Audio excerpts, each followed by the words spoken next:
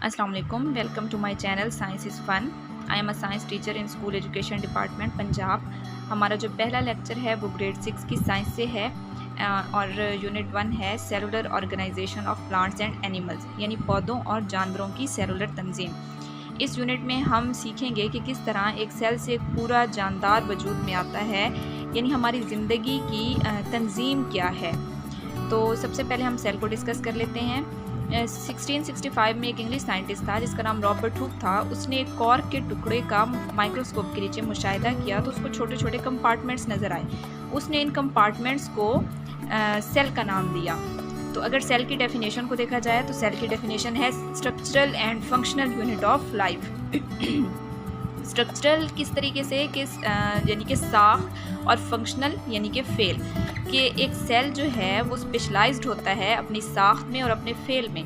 हर cell का structure और उसका फंक्शन जो है वो स्पेशलाइज्ड है और इसी तरीके से जब सेल्स मिलकर फंक्शंस करते हैं तो फिर वो टिश्यूज़ बनाते हैं। तो टिश्यूज़ की तारीफ़ को अगर हम देखें तो टिश्यूज़ की तारीफ़ है group of same cells performing same functions, कि जब एक जैसे सेल्स मिल जाते हैं और वो एक ही काम कर रहे होते हैं तो हम उसको क्या कहते हैं, टिश्यूज़।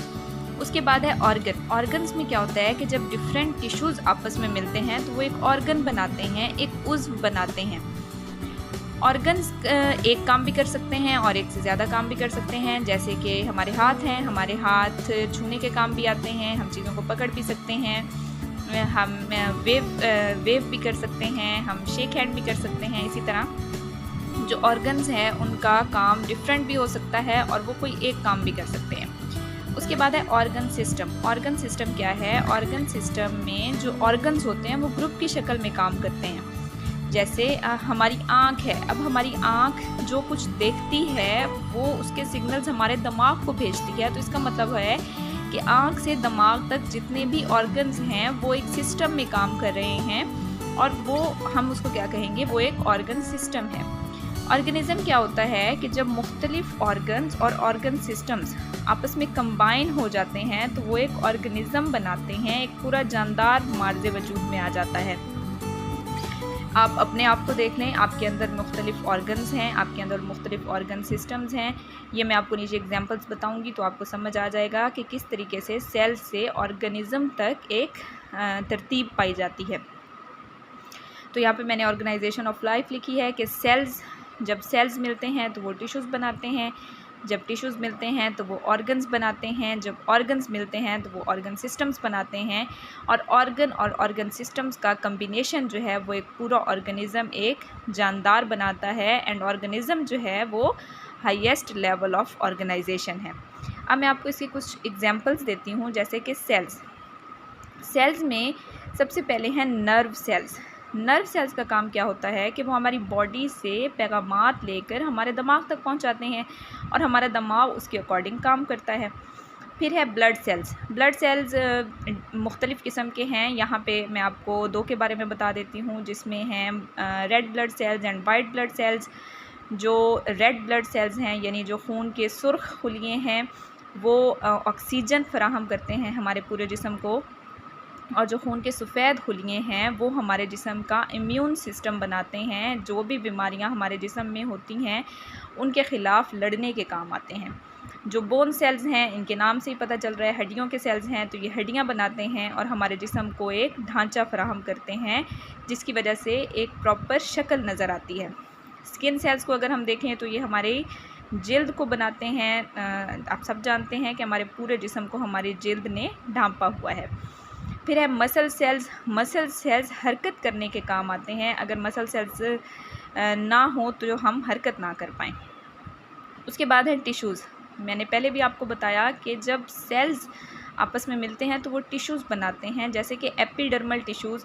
अब पौधों में जो एपिडर्मल टिश्यूज़ होते हैं ये पौधों की लेयर बनाते हैं, आउटर एंड इनर लेयर बनाते हैं। उसके बाद है जाइलम टिश्यूज़। जाइलम टिश्यूज़ का काम होता है पौधों को जड़ों से पानी फराहम करना पौधों के तमाम हिस्सों तक। और जो फ्लोएम टिश्यूज़ है, फ्लोएम टिश्यू का काम होता है पौधे के पत्ते से खुराक को पौधे के तमाम हिस्से तक पहुंचाना। उसके बाद आ जाते हैं ऑर्गन्स। ऑर्गन्स डिफरेंट होते हैं, यहाँ पे मैं सारे तो मेंशन नहीं कर पाऊँगी, लेकिन आप लोग मुझे ज़रूर कमेंट बॉक्स में बता दीजिएगा कि जो जो ऑर्गन्स आपको मालूम है इनर और आउटर। हम अगर पौधों में बात करें तो पौधों में लीफ एक ऑर्गन है, क्योंकि लीफ का अपना काम है, रूट का अपना काम है, स्टेम का अपना काम है, और कहीं पे ये सारे मिल के भी काम करते हैं।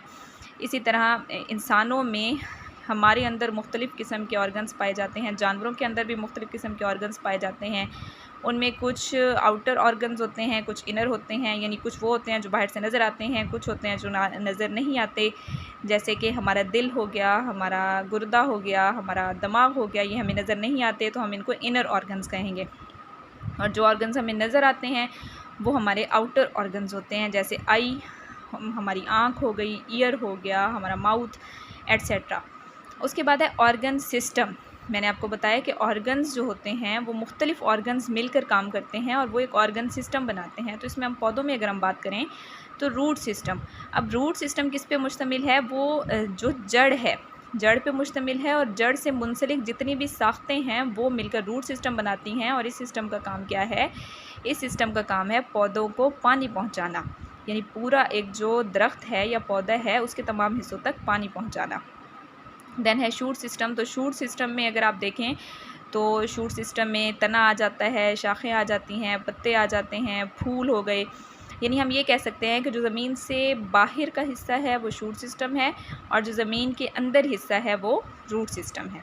उसके बाद इंसानों की बात करें, मुख्तलिफ़ जानवरों में जो सिस्टम पाए जाते हैं उनकी बात करें तो उसमें सबसे पहले है डाइजेस्टिव सिस्टम।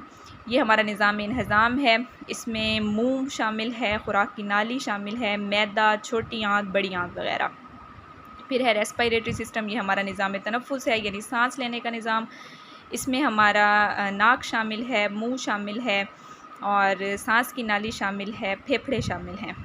फिर है नर्वस सिस्टम। नर्वस सिस्टम का काम होता है पूरे जिस्म को कोऑर्डिनेट करना, यानी हमारे जो कुछ भी हम महसूस कर रहे होते हैं, जो भी पैगामात भेजने होते हैं वो हमारे जिस्म के मुख्तलिफ़ हिस्सों से दिमाग तक पहुंचते हैं। तो उसमें दिमाग और स्पाइनल कॉर्ड होते हैं और इसके अलावा कुछ नर्व्स होती हैं जो इस सिस्टम को चलाती हैं। फिर है सर्कुलेटरी सिस्टम। सर्कुलेटरी सिस्टम से मुराद है दौरान खून का निज़ाम। इसमें हमारा दिल शामिल है और वेन्स, आर्टरीज़, कैपिलरीज़ जो खून को कुछ ऐसी आर्टरीज़ जो होती हैं वो दिल से खून जिस्म की तरफ लेके जाती हैं। वेन्स मुख्तलिफ़ ऑर्गन से खून जो है वो वापस दिल की तरफ लेके आती हैं। कैपिलरीज़ इंतहाई छोटी छोटी खून की नालियाँ होती हैं जिनका काम जिस्म के हर हिस्से तक खुराक को पहुँचाना है, यानी सेल को ऑक्सीजन को पहुँचाना और खुराक को पहुंचाना कैपिलरीज़ का काम होता है। तो हमारा ये जो आज का लेक्चर था ये ख़त्म हो चुका है। कल के लेक्चर में मैं इंशाल्लाह आप लोगों को प्लांट सेल और एनिमल सेल के बारे में बताऊंगी। तो विदिन 2 डेज़ हमारा 6th क्लास का यूनिट 1 जो है वो कंप्लीट हो जाएगा इंशाल्लाह। Thank you so much.